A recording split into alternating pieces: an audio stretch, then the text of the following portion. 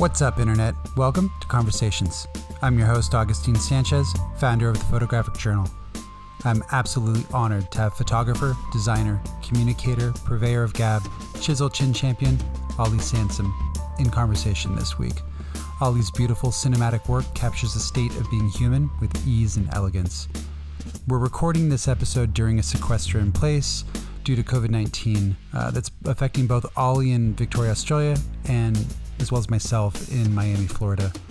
It's odd to have these disclaimers in the front of a podcast, but honestly, my hope is that within a few months, these notes and the impact of the coronavirus seem passé, and that all the anxiety-filled air that, I think all of us are living under right now seems silly and is hopefully something that we might have nightmares about, but we'll move forward and humanity will be okay.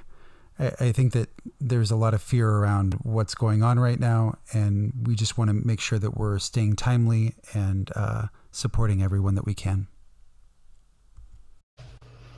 Yeah, especially as it is having an impact that we can't hide on all of our practices, and putting a name to it and working and rolling with that is pretty important, I think. So have there been, before we dive into anything, have there been projects or items that you've been focused on during this whole sort of shut-in mentality? I've been racking my brain about that, actually, and it's so funny because, you look at all the projects you really fall in love with, and a lot of the time it does come down to that classic photojournalist thing of access. And I spent about a month and a half sitting with this, a little bit bummed that I kind of hadn't maybe found a way to have a voice in it. And I have, I think, found that now. So I'm now chasing down access for this idea that I want to pursue.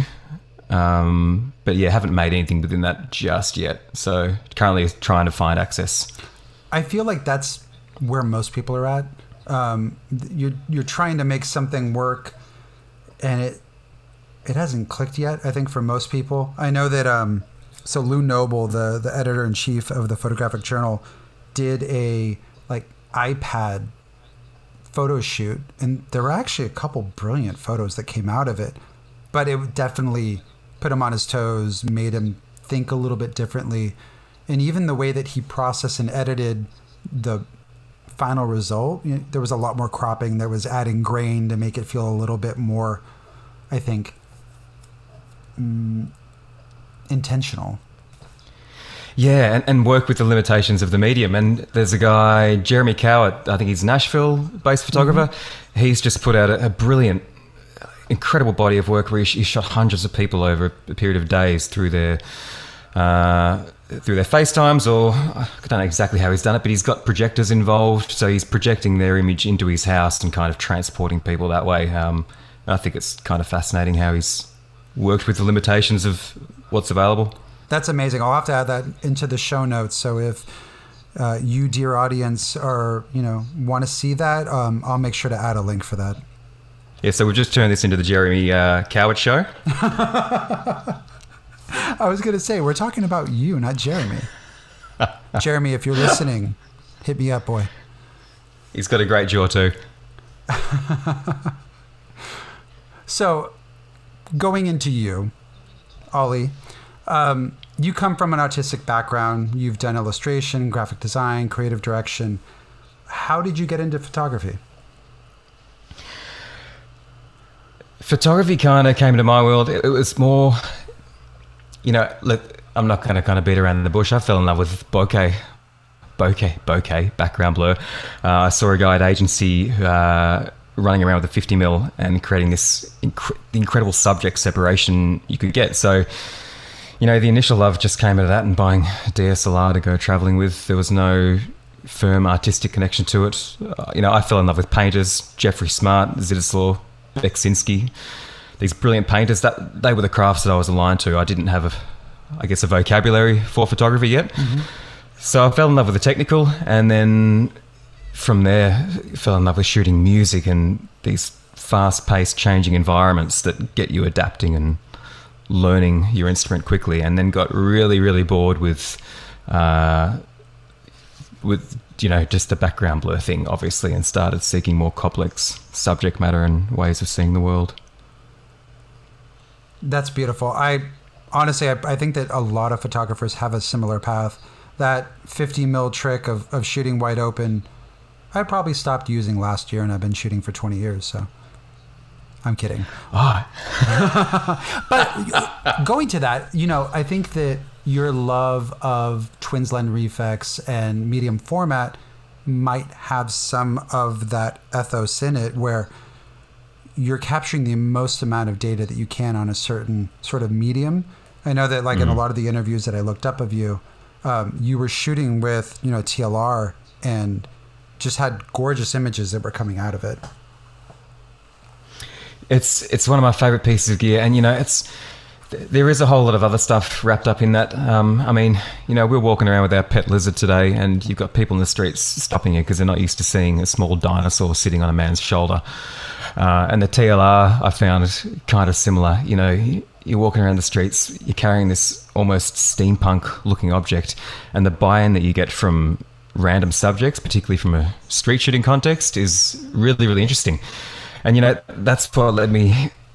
I had this crazy old Vietnam vet in a wheelchair wheel up to me in the middle of New York, and then he struck up a conversation about that TLR, and I spent the next 2 or 3 days with him, and it was one of the most wonderful little micro body of work building moments that I'd had, and all because of that piece of gear. So I'm always conscious of, as much as I love the end result of that piece of gear, kind of going, okay, what access do I gain because I'm using this thing? Right.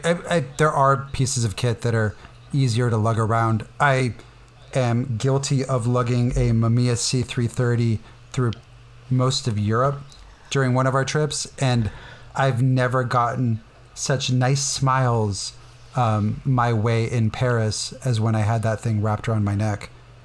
It's so non-confrontational for people. It's interesting because they look at it and they go, "Oh, that guy must be legit."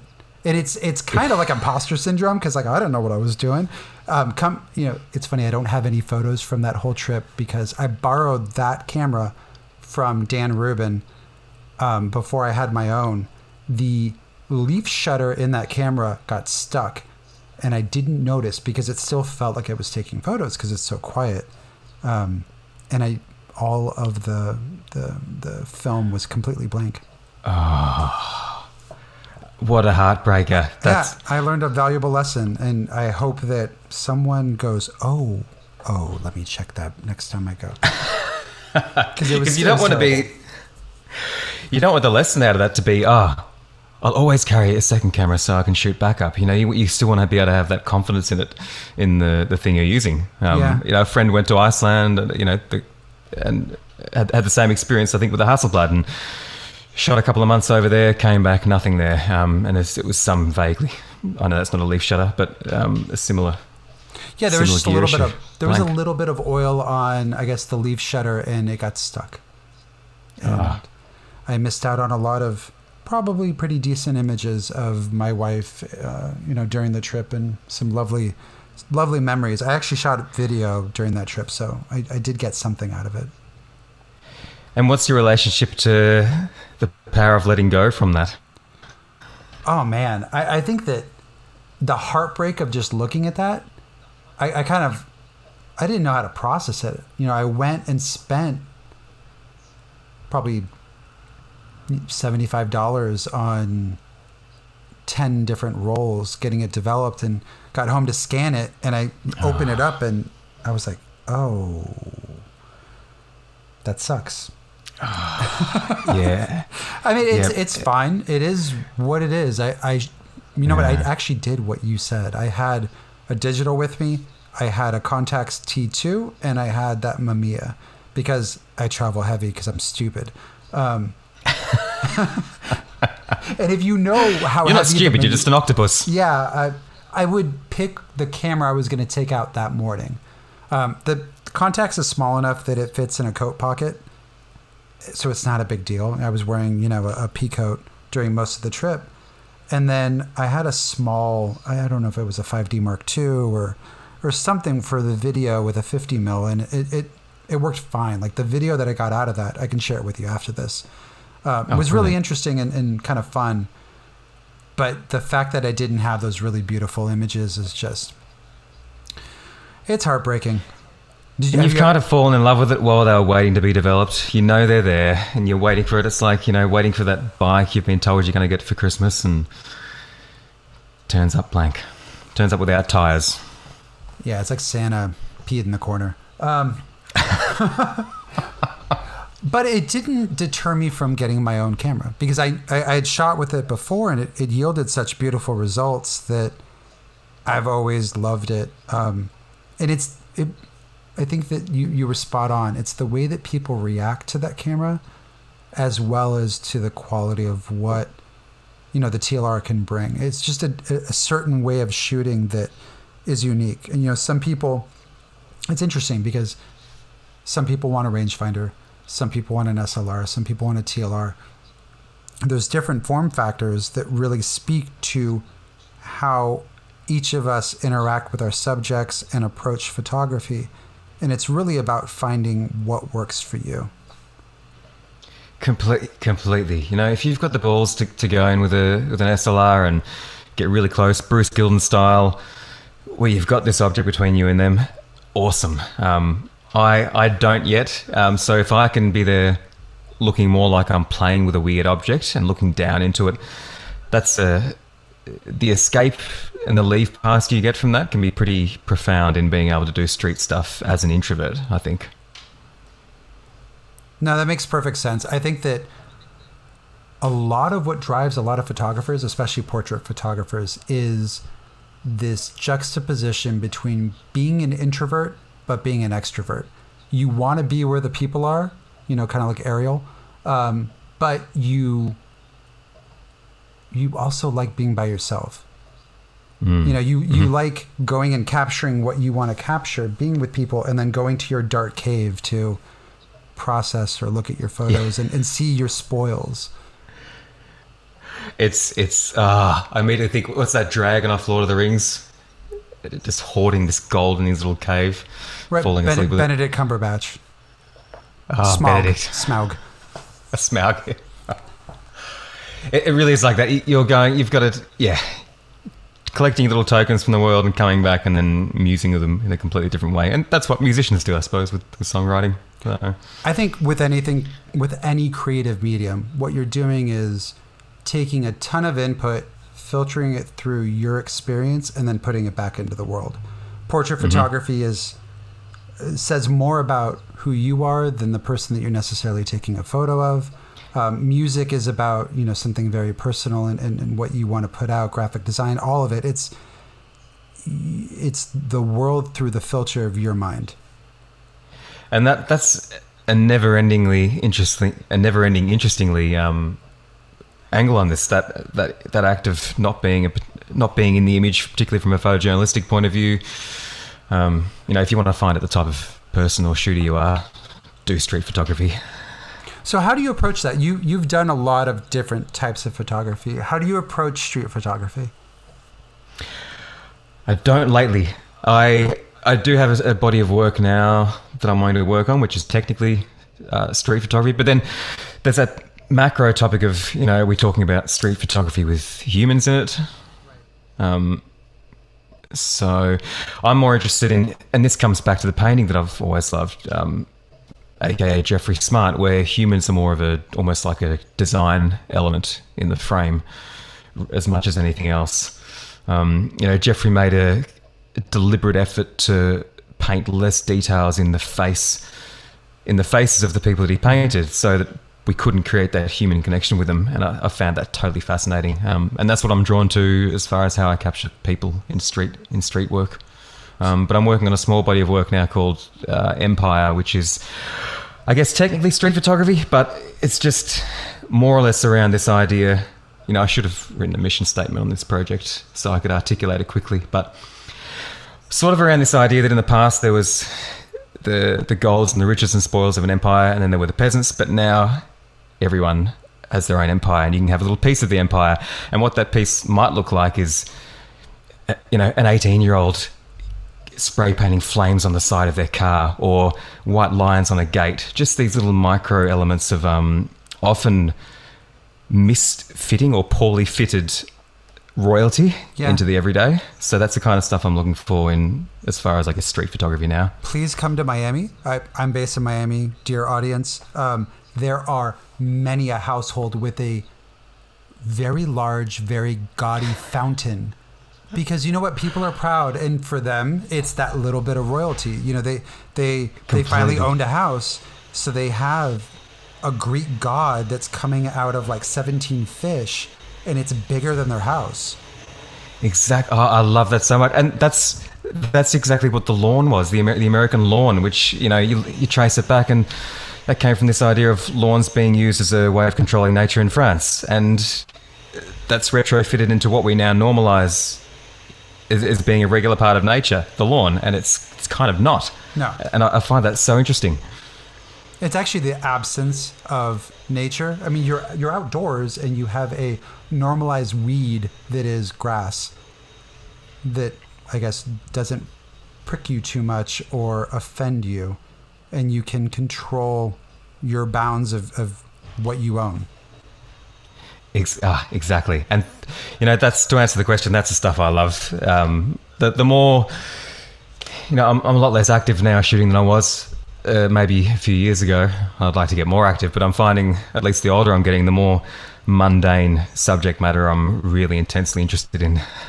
So what are the barriers right now for you? And you mentioned the last couple of years. What's changed? Is it just a mindset, or have circumstances changed for you that you're sort of grappling with?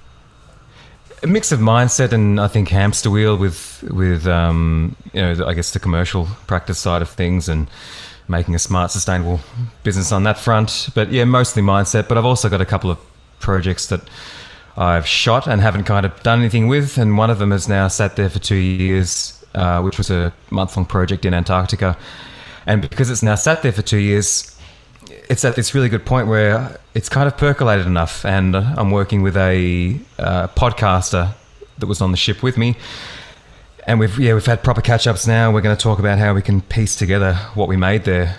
So I'm glad we didn't rush that out after we got off the ship. So that's the all-female expedition to Antarctica, where you joined 80 women on this journey? Yeah, exactly that. 80 women in science, tech and maths. Starting in Argentina and then 3 weeks in Antarctica.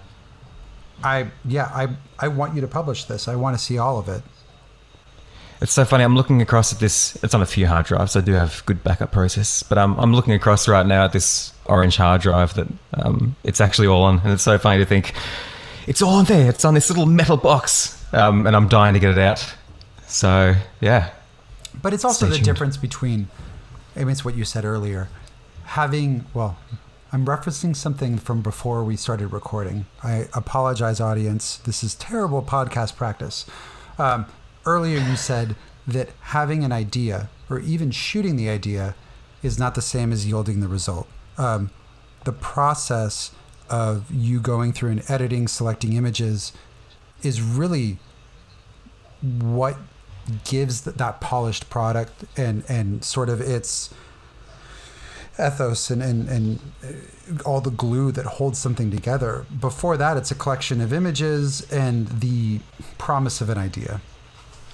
I always say that I'm more of a data collector than anything else. You know, you go into an environment, you collect a whole lot of data, and making sense of it is a separate art and the real art of photography for sure. And that's why you find all these, you know, name any photographer throughout history who's gone back to their negative collection 50, 60 years later and pulled out these brilliant bodies of work that have taken on a life of their own. So I'm very present to that letting it sit, how important that is. It's not created at the moment of capture, that's for sure. And particularly in Antarctica, I took 10 cameras with me, and I tried to capture a whole lot of different bodies of work on different mediums, which was arguably a silly decision. But now being able to look at them and go, okay, I wonder how the body of work I shot on the Mamiya 7 kind of looks now that I've let it sit. And then the digital stuff, and then the Hasselblad stuff, and seeing which ones worked, which ones failed. And maybe where the next time I should just take a 5D Mark IV and be done with it. It's interesting because it makes sense it's a once in a lifetime opportunity. The idea of taking as much kit as you can makes perfect sense to me. But in practice, and this is from my own personal, experience, anything more than 2 cameras at a time, you don't use them. You end up, it sits there and you're like, well, the camera in my hand's the best camera. It is exactly right. And, I learned that lesson in Georgia 10 years ago when I had 70 to 200 telescopes hanging off me, and I realized I spent more time agonizing over what to use rather than using it. And there I was in a Zodiac, speeding across from a boat onto the Antarctic Peninsula with a Super 8 rolling in one hand, Mamiya 7 in the other, 5D hanging off me. Yeah. Just trying to be an octopus and create that, I guess, compartmentalize the brain. But then you get to the, what I was talking about in Paris, where I had a C330 that crapped out on me, and I didn't even know at the time. So I just kept shooting. I was putting rolls and rolls and rolls, and it wasn't until I got back to Miami, 2 weeks later after I developed items, that I realized that I missed out on a bunch of memories. Thankfully, and it was actually, but I'm old, so it's before mobile photography, and I had a good, camera that's just in my pocket. Thankfully I had other cameras with me, but it's a balance, right? It's take enough so that if something fails, you have a backup, but sometimes the camera that you have is the one you should have brought. Definitely. And then strap a GoPro to your head and walk around with that on 24 hours a day. Just pull frames out. So getting into your work, we talked a little bit about how you approach street photography. What is the balance of commercial versus personal for you right now? So the personal stuff I've got now is, there's a few slow form bodies of work. There's this one that I'm doing, or hopefully doing in COVID, if I can get the access to the places I want to get access to, which are precariously difficult. But my commercial mix is fairly low. I've got a wedding business that I run, and I absolutely love. I keep that relatively lean, and I tend to attract, I guess, like-minded creatives for that. So I adore that. So I might shoot 15 or so weddings per year. And I do some rebrand packages for people in the speaking space, and we do, wacky portrait shoot of them. Beyond that, I don't really take on any commercial work because I don't attract any. That's interesting. So you're putting out what you want to get in, which I think is vital to a lot of photographers. A lot of photographers are hungry and feel like they need to conform, I think, to what their market might want. And time and again, the more that I talk to people that are creating work that, is memorable or has substance, they're putting out the items independent of what maybe their audience wants, and they're attracting the people that are attracted to what they like. And that seems to be the bridge where you're able to shoot the things that interest you, with having some sense of giving people what they want, but you're making people happy and you're making yourself happy.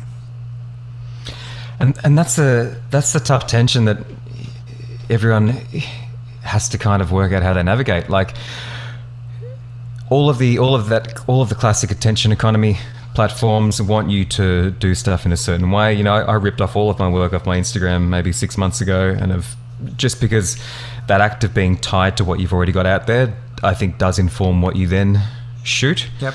And whatever identity you've wrapped around yourself. But one thing that's never going to go away is personal connection. Editors, people in positions of curatorial power are always going to value intentful, beautiful work. That's always going to be there. So working how much you kind of resist the machine of scale that is Instagram versus finding ways to connect intimately with people in curators or people in positions of curatorial power, I think is something we have to do as photographers, and something I want to lean into more, particularly with this Antarctic body of work, because it'd be a waste for me to just feed it all on Instagram. It should be consolidated carefully and thoughtfully and sent to people who have an audience that are in a better position to receive that properly than mine. this is something that I feel very strongly about. I feel like the internet, how do I describe this properly? I feel like we've gone from everyone having their fiefdoms, having portfolios that were sort of locations or islands that you could travel to and see their work in a way that was evocative, in a way that someone could really tell a story. And somewhere in there, I think maybe with the death of Tumblr, or with the death of blogging, and moving more to mobile apps, and Instagram becoming, you know, the source of record in some ways for photography versus Flickr, you know, 10 years ago. Flickr seems archaic at this point, which makes me sad because its community was actually very good. And it provided more depth than I think the scroll, double tap to a heart, scroll that you get with Instagram. How do we move past that? How do we use Instagram for what it's good for, but still have an avenue and a lane for us to tell stories and do things that are interesting?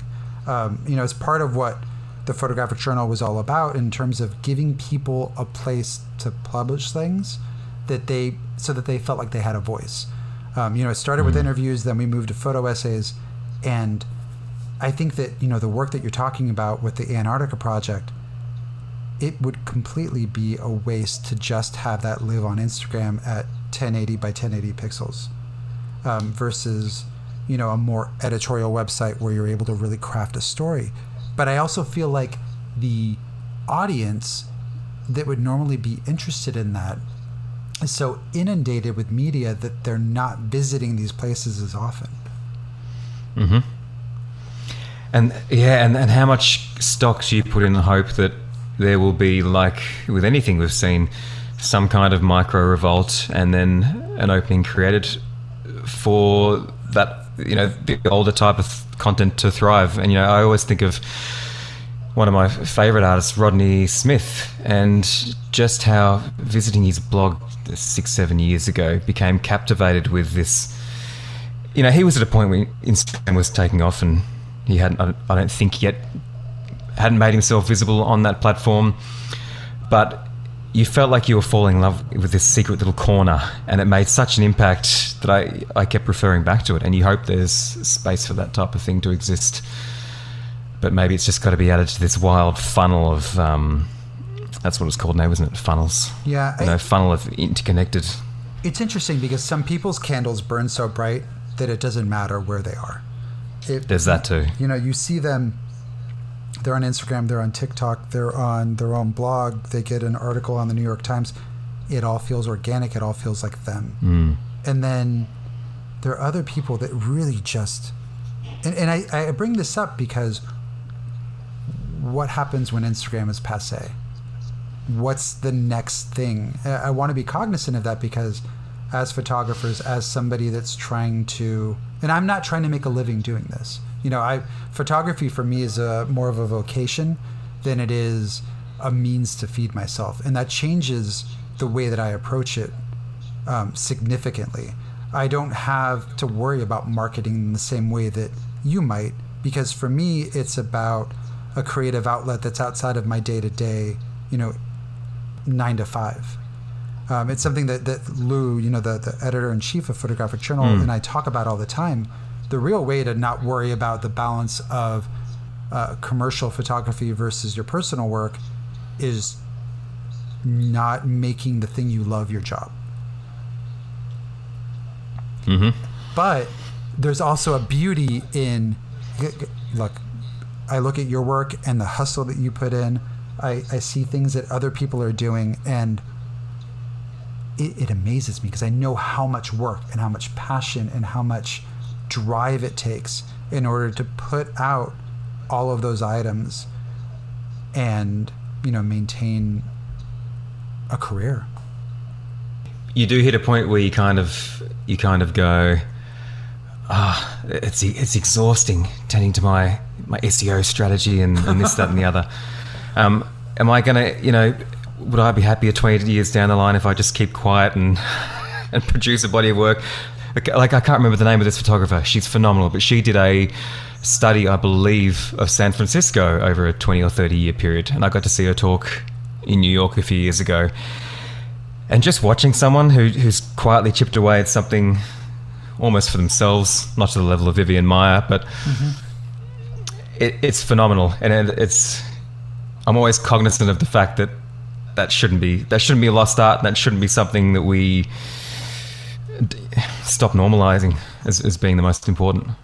I think here's what's interesting. The balance of doing the commercial work so that you feel that you're doing something worthwhile and are happy with, which in your case would probably be the wedding photography.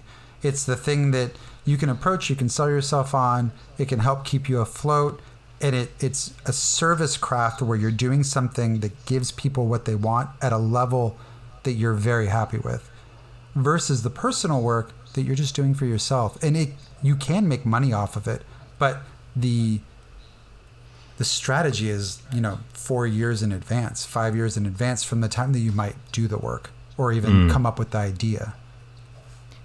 Exactly. And there's a couple of photographers out here, Kate Ballas and Tom Blatchford. They're a Melbourne couple, and they've done exactly that with these phenomenal bodies of work in Palm Springs that have taken years, and now we all get to enjoy in book format. That's a really long game. But the thing I'm always trying to be super mindful of too is that the idea of how do I say this? We kind of have this idea that we have to be commercial in photography as a means to staying creative, where I think creativity can live in a more heightened way if you're a barista in a cafe, and you don't need to go out and do headshots or whatever else, not to pan headshots because they can be done in a brilliant way, but that to typecast a fallback format that someone might want to do to spread the net of their vocation. We don't need to do all of these different types and genres. We can lift our creativity by doing something at a complete horizontal. We love pigs. I would love to raise domestic pigs as pets. To me, that's the most joy-inducing creative thing in the world, and I think it would benefit my photography by providing percolation space. So I'm mindful of not, just to wind back that long-winded rant, I think it'd be counterproductive to my creativity if I was to just call myself a photographer and try and find a niche in every last area of the vocation. I would agree with that. I think that there's also what I would call a fetishization of the word photographer. I don't think that you need to be creative in the way that you mean all the time. Honestly, like we've spent years. It's sort of, what's that quote from Pablo Picasso? It took him a lifetime to draw like a child, right? Even though it took him 30 seconds to draw it, you've put in so much time and effort into learning a craft that the fact that you can take a kick-ass headshot and then you spend 20 minutes with somebody, is it rewriting the world? No. That's your driver and your creative need, and maybe that can be fulfilled with something bigger. But I liken it to a woodworker or somebody that creates bureaus or stained glass. They're pushing their craft in certain ways, I'm sure, very incrementally and intentionally as they work through their career. But at the same time, they're providing a service. They're coming into a bar or some sort of establishment that needs their services and executing it beautifully. If you are doing headshots for an enterprise or photography, if you're able to do work that feels good for you, but maybe isn't rewriting or lighting the internet out on fire, you haven't failed. Exactly. And that's exactly how I see weddings, and that's exactly how I craft my relationship to the narrative that says, it's kind of a failed creative art. And I'm kind of like, yeah, even if it is, I have a great time in it as a service provider. It's incredibly joyful. I love it. And if I'm being more of a service provider than an artist, I'm so fine with that. I think that's perfectly fine. Honestly, like my design career outside of photography and the Photographic Journal, I have a service-led design career. I'm not somebody that is an artist. I'm not trying to rewrite the internet. I'm creating websites for large corporations that solve problems and that create elegant solutions. You know, I take pride in what I'm doing, but I'm using patterns and things that people expect and making things that are a joy to use. And there's nothing wrong with that. Exactly. I had a good thought and then I lost it because I have ADD, and that's okay. Mike Montero has a brilliant, beautiful text almost on that topic called Ruined by Design, if you haven't got your eyeballs around that. No, I'll definitely look that up. Fantastic. So, I mean, it's you bring up a good point. The way that I really got into photography was watching my wedding photographer. He was a fantastic photographer. His name is Malaman. If you look him up, like, really beautiful work. It's not my cup of tea probably now, but it's something that I respect. And watching the craft that he put forward and the fact that I had access to a digital camera at the time sent me on this journey that became what this is. You know, it sent me on the journey of taking photos and getting into film photography and taking portraits and just, I think, taking in as much imagery as I possibly could during a time when the internet was having a renaissance with Tumblr and blogs and putting out sort of almost personal mood boards of what was beautiful. You know, I think there was a time in the internet where we were just sort of collaging what we thought was awesome. And somewhere in there it became about SEO and the algorithm on Instagram and less about putting together things that we were really proud of or things that inspired us. That is bang on. That pretty much and it's so interesting now to look back at when the internet was, that 2004 and 5. Yeah. You know, it seems forever ago now. It was. We're old. It's okay. An 18-year-old just signed on and is going, what? What? We're dating ourselves, and honestly, I'm okay with it. I'm a very, very old millennial. What is it? I'm part of a pocket generation called the Zennials. I remember what rotary telephones were and time before the internet. The sound. You know, on the topic of analog things coming back, do we think the rotary telephone is going to come back, or is infrastructure kind of crippled its ability for that to happen? I think that some analog items, because of their beauty and their craft, are ripe to be part of people's lives. You know, I have a collection of vinyl. I have comic books or graphic novels that I think are really beautiful. I play the guitar with an analog amplifier that uses vacuum tubes. Even though actually digital sort of emulation of those things is getting better and better. So there's similar analogs happening in a lot of different places where the digitalness is starting to become a non-issue. But there's a certain beauty and a simplicity in a all analog workflow. Something that's happening in guitar is where you have an analog throughput so you don't lose the quality of your audio signal, but there's digital processing that happens in parallel of it.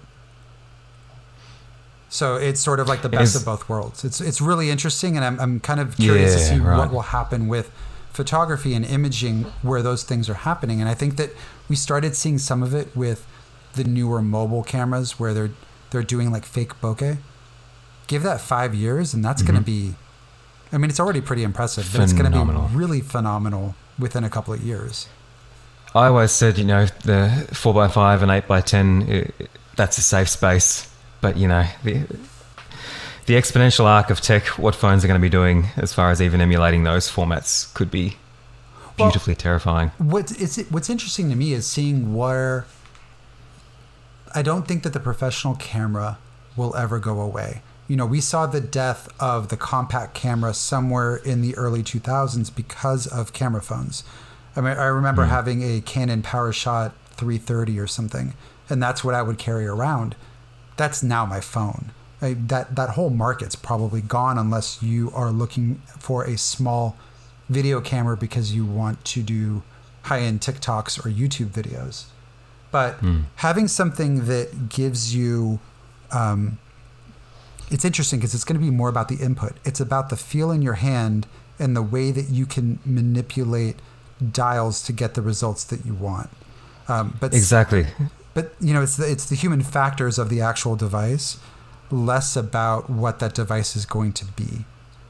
Exactly. It's that output versus process conversation. People don't use stuff just for an output, or hopefully we don't. We use stuff because it's joyous to use and look at, and there's a he's, I don't know what you call him. I guess you'd call him a designer, but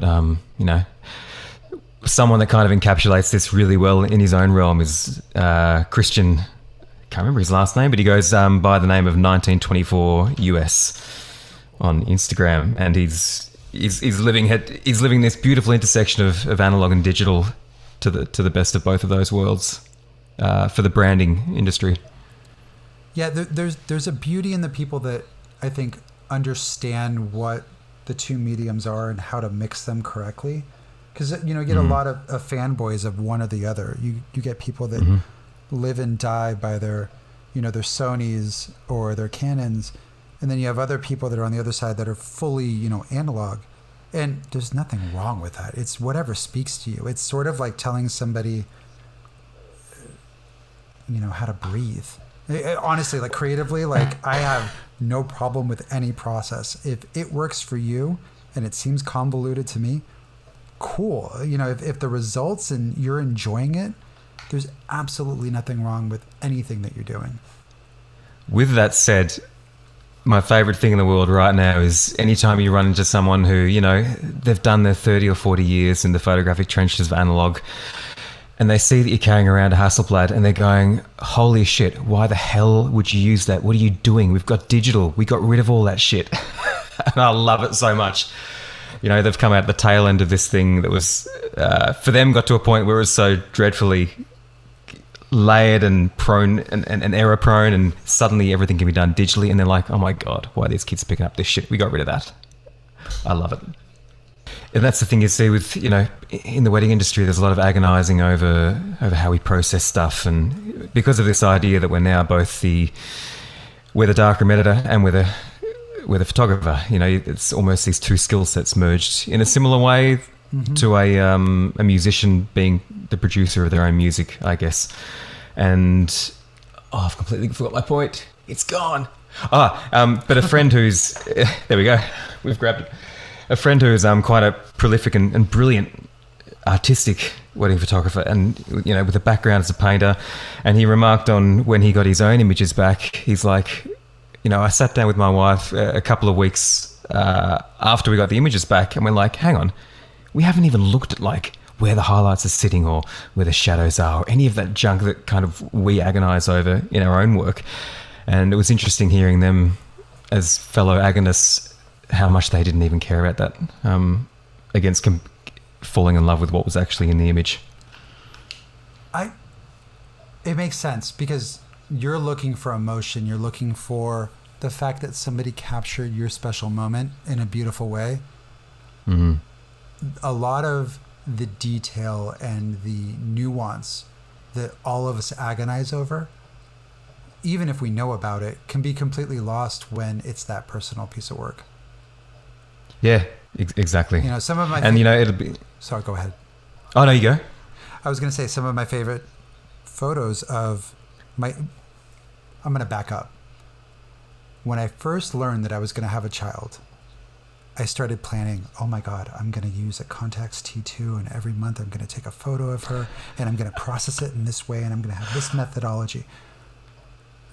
Come to having a child, I'm just lucky to get 2 or 3 hours of sleep. I ended up taking all of the photos using my phone, and that was okay because that's where my head was at. I'm just now getting to the point where I'm trying to, have a lighting setup in the house and shoot her with a TLR or shoot her with, I think it's a Nikon F1 with a 51.2, for that kind of bokeh trick, but it's a beautiful lens. And being able to capture her, even though she's 4 now, I had a lot of plans that didn't pan out, and it's probably okay. In a similar way to your friends, where it didn't matter because it didn't happen, and it's more about the memory and capturing what the photo was intended for than the mechanics of the photo. Exactly. Yet we'll still agonize over spotting an image for 20 minutes at a time. Yeah, I'm not going to stop that either. But yeah, honestly, when I've had other photographers shoot family portraits or some of that more service model item, when I look at the photos, I don't dissect them in the same way. Mm-hmm. I'm taking the images in for what they are. Mm-hmm. Whereas I think that when me and you go through Instagram and we're looking at other photographers' work, we probably are using that kind of photographer hat. We're taking in work in a different way. And similar to what you were saying about musicians, the way that I listen to music, because I play the guitar and have done some music production, is very different than, my wife. She's listening to the words, and I'm listening to all of the production, the way that the bass line fits, what EQ the guitar has, where the pocket is on the drummer. Like, I'm listening to 15,000 other things than probably the obvious and most important thing.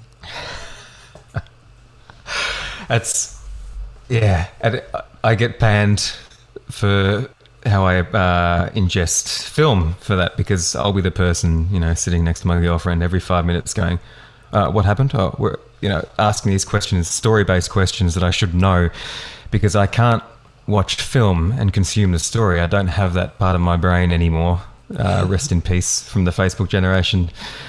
But I'm focusing on the cinematography and the feel and the pacing. I can't focus on story and film anymore. So I'm that incredibly annoying person to watch films with now, where I'll be asking for a recap every 5 or 10 minutes. On your wedding photography Instagram, it says, if Wes Anderson shot weddings. And I think that kind of goes into what you're talking about. What attracts you about Wes Anderson specifically, and obviously movies and directors sort of playing an inspiration for you? I can't speak as someone, and I liken how I relate to Wes Anderson to the same as the way I relate to Nick Cave. I want to be a Nick Cave fan. I love his vibe. I can't get into his music because I don't have the generational context of how that felt when it was coming out. It's too rough and raw for me, and I now listen to bands that are inspired by Nick and how they've evolved that. So, and Wes in a similar way, I don't know his body of work back to front, but I know his aesthetic, his way of creating stillness and this wild ethereal separation with his characters, using symmetry and all of these other design elements in a similar way that I guess Jeffrey Smart does in some of his work. They're the things I fall in love with, and the whole Wes, that line, it's not this gratuitous thing of going, my work's like Wes Anderson's, as if I'm anywhere within that sphere of a creative that he is. But it's more that if I can plant that seed in somebody's head who comes across my page and they're a Wes Anderson fan, or they're a cinema fan, or they're an art lover, just that act of planting that seed, it's more of a relationship generating thing.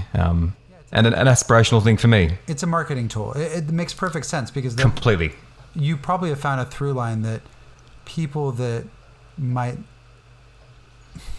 be attracted to a line like that would also like your photography and want to hire you as a wedding photographer. That's totally the aim. Yeah. Yep. And I will get maybe 10 or 20% of my inquiries a year will reference Wes Anderson, or they'll talk about how they're Wes Anderson fans. I've had a couple of Wes Anderson themed weddings. It's bizarre. It's not bizarre. It's beautiful. Beautifully bizarre. Yeah, exactly. Yeah, I love it. I love it. So, yeah, put things out into the universe. I mean, honestly, we were talking about that earlier, and it's something that I'm a firm believer in. A lot of people are scared to ask for help. They're scared to email somebody and see if they'd be willing to talk to them. And there's absolutely no reason to. The worst thing that can happen is they never look at it. The second worst thing is they say, nope, sorry, man. And the best thing that can happen, which probably I would, in my experience, happens 60% of the time, is they go, sure, are you free on Tuesday at 2 p.m.?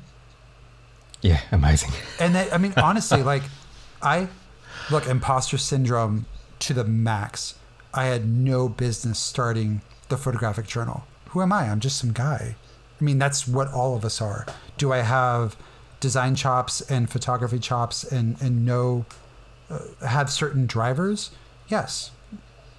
But, from the start, it really was just about manifesting a passion between design and photography and putting it out there in the world and seeing what happened. And, almost 8-9 years later, it's kind of insane to see what it is. And I'm sure you look at that with your photography business as well, where you just had kind of a pipe dream. You had a completely different industry that you were working in and said, F it, let's do this. The power of the digital startup. You're working at folding, and then going, hang on, what am I doing? What's next? How about I don't just jump onto another ship, but to kind of ask myself what I'm staying up until 4 a.m. doing. In this case, it was photography, which isn't why the startup collapsed. I should also disclaim. No, but yeah, Frank. It's really about risk, right? There's certain points in your life where you can take that risk on, and there's other times where you can't. And I think that the people that are looking to dive off that high dive and they keep going to the edge and then coming back and going to the edge and coming back, if you can do it, just dive, because you're not going to regret it. The worst thing that's going to happen is that you fail and that you learn from it and you're able to apply all that learning to something else. I'm curious then you're talking about micro failures. I'm curious, and we chatted a little bit about San Francisco earlier, because one of the things I had a little bit of a problem with was the almost fetishization of this mantra, fail and fail fast, almost putting this reckless speed wrapper around the idea of creating something where the aim is more to become resilient against failure at scale than to try and drive into a brick wall, if that makes any sense. No, yeah. So I'm curious about your experience with that. I completely see where that would come from.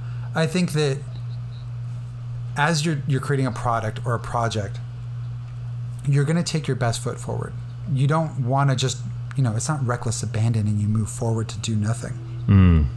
But I do think that moving nimbly and moving fast and then recognizing what's wrong with your original sort of thesis and adapting to it is the idea of fast failure.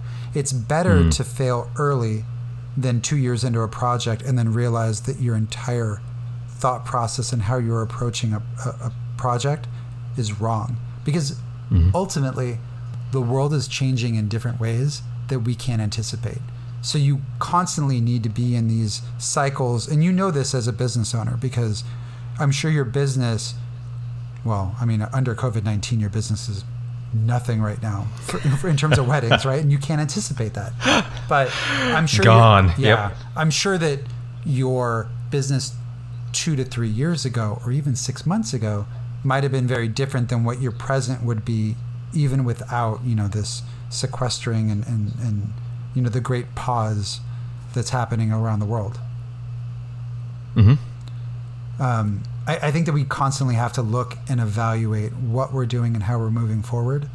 The idea of being, I guess, not self-aware to a fault, but self-aware in what you're trying to put out into the world and what you want to take in is a constant cycle. Exactly that. And just being, this is something I think about constantly, just the idea of being proactive rather than reactive. And what an incredible, obviously everyone's experience with this is wildly different. But if we've been given the gift where we have this space to percolate and be proactive, what a gift that is. 100%. I think that it's really interesting because we're in a space where, people are talking about projects they want to get done and what they want to do. And I think that there's something I call the lizard brain. It's, that anxious part of your brain that sort of stops all other processes. And so that's what it's called. Well, that's what I call it. I don't know. It's like that primordial part of your brain where you make really dumb and stupid decisions when you're stressed out, scared, or anxious, right? You've just put a label on my day-to-day. Thank you, Augustin. So, I mean, it's interesting because all of the bad decisions that I've made in the last 10 years are completely when I'm under duress, feel stressed out, have lack of sleep. If you can stay calm and stay self-aware and have perspective, it's not going to happen. Your higher thought process will prevail at the end of the day.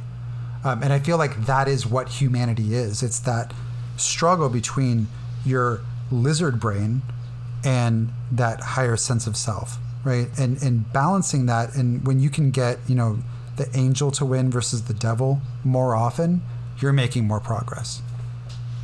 I feel that's something that could be kind of embedded into us a lot earlier than it is too. A friend put that process to me as, standing at a roundabout watching cars go past. In that car might be anxiety or anger at something, at a particular thing happening. Watching it do a few laps of the roundabout and then exit the roundabout, and everything can be in one of those cars almost, and you're just in the center watching them go around. To use the P word, if we can stay present with that and let that be what it is. But what do they say that a habit takes however many days? I think it's 30 however days. Many days to 30 days to unravel. So on the positive, I feel like hopefully there's a whole lot of reactionary habits that have unraveled a little bit and are letting that happen. I, for one, have not unraveled my rampant scrolling habit, but there's many vices. We're doing our best, and I started this podcast mainly because I had the time and I felt like the energy that I would put into something like this and connecting with other people would be therapeutic and potentially for the audience be some sort of respite. And how have you felt with that mission as deep as you are now? I think that it's definitely something to focus on. I feel that I'm talking to interesting people and hopefully can publish something in the spirit of what the Photographic Journal does on a day-to-day basis, both on, Instagram and on the site. I hope that I'm making, the rest of the team proud with, the exploits and things that I'm trying to do. But really, even just at a personal level, getting to meet people like you, having awesome conversations, while sipping, a Diet Coke and rum on a Friday night. It's not bad, man. You can't have it all. Yeah. I mean, I can't take a drive to go to what would I be doing right now? It's Friday night. I probably would still be home because I have a young child, but I might be out with friends. I might be at a bar. I might Isn't be having that interesting? fun.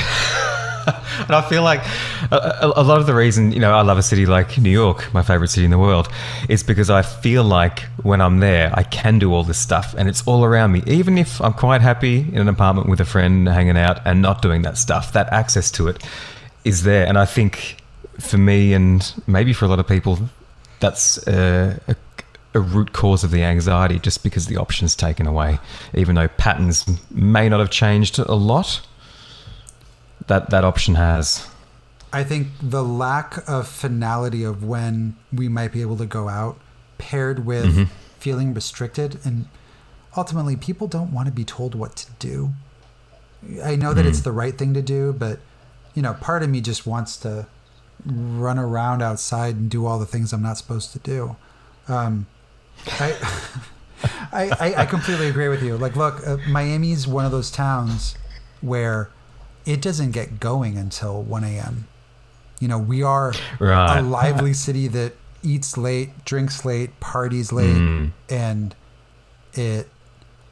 we're full of life. I have a personal project that I'm trying to work on called Las Damas de la Ventana. That is basically there's a culture here where on every street corner there's a small market where you can pick up Cuban coffee and pastries, and they sell it out of a little window that's basically a walk-up counter that's on the side of like a small restaurant. So I can go and get, some cheese-filled pastries or guava and cheese pastries and croquetas, which is like a fried fritter, or, café con leche. Like there's this whole culture that all of us kind of revolve around. And I think documenting the women that man and staff those little institutions peppered all around the city is something, it's that microcosm. It's that kind of interesting tidbit that you don't see in other places. And that is complete. So I've had the idea for a while, talked to a couple friends about it, working out the mechanics of how I'd move forward. And then this whole thing hit and it just buggered the whole thing up. So it's on pause. Yeah. You've just started a race and it's bloody stonewalled. Yeah, I'm gonna follow that along very intently when this is all over and done with. Oh yeah, I'll see. I'll definitely follow up with that. I think that having personal projects is sort of like life for me. The TPJ was a personal project. Playing the guitar, photography, talking to you, honestly, is a personal project, and it's a lot of what I think is keeping all of us going. So on that note, Oli, tell the people where they can find you. Oh, what? Okay. You've got me on the spot here. I'm just trying to think how many half-baked projects I've got. olisansom.com is my main repository for stuff, I guess, and the Instagram handle for that is Oli Sansom. Briar's Atlas is where I shoot weddings. Mannequin Talks is where I guess chase people that have kind of had some kind of role in pop culture and maybe then relented against it and gone back to a craft that gave them more joy and less of an audience, so to speak. And yeah, they're kind of the three things. Conversations is available on all major podcast platforms. Like this episode, subscribe and rate us on iTunes. We promise we'll give you a hug if we ever see you in the real world, or at least a high five. Visit us at the Photographic Journal for our latest interviews, photo essays, and features. Want even more? Follow us on Instagram at TPJ.